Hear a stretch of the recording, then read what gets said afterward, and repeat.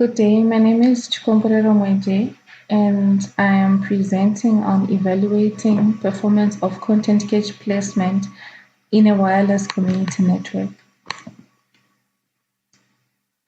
Due to rapid evolution of mobile network communication technologies, there is increased demand for digital content. There's the need for mobile edge computing. So basically, mobile edge computing is bringing content closer to the users for quicker access. When content is brought closer to the users, it needs to be stored somewhere so that users who search for the same content can have access to it without much delay, thus leading us to content caching. It reduces latency, increases throughput, and enhances user quality of experience. But the limitation in content caching is knowing where exactly to store the content.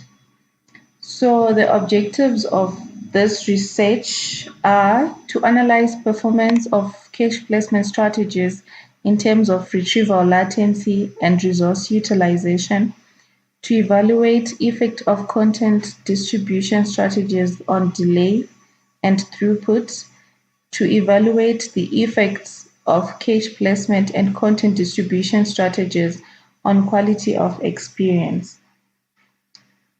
To meet these objectives, we used a qualitative approach to measure latency and throughput in the network and to evaluate user quality of experience while playing a video. So we designed a network and cache simulation.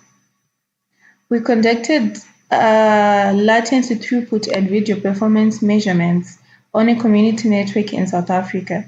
The virtual network was created in Mininet with RU as the SDN controller.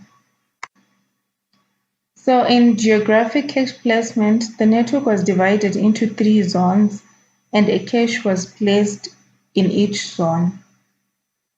For hop count cache placements, a cache was placed at the second hop from the main server. Then the last cache placement strategy that we had was delay-based cache placement, in which a cache was linked to an access point that had the median delay in the network. So we carried out latency and throughput measurements in the community network to get results that would later be used to configure the simulated version of the network. So we had latency and throughput measured from the 8 locations in the network. In the simulated network now, we carried out latency measurements based on the 3 cache placement strategies, and hop count cache placement resulted in the lowest latency on all the caches, followed by delay-based and then geography-based cache placement strategy. After carrying out throughput measurements, hop count cache placement resulted in the highest throughput compared to delay and geographic cache placement.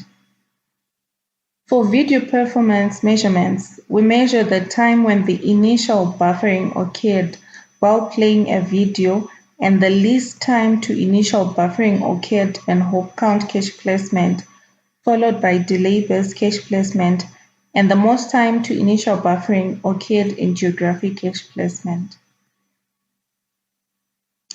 The video started playing the best quality earliest during hop count cache placement on all the caches in the network.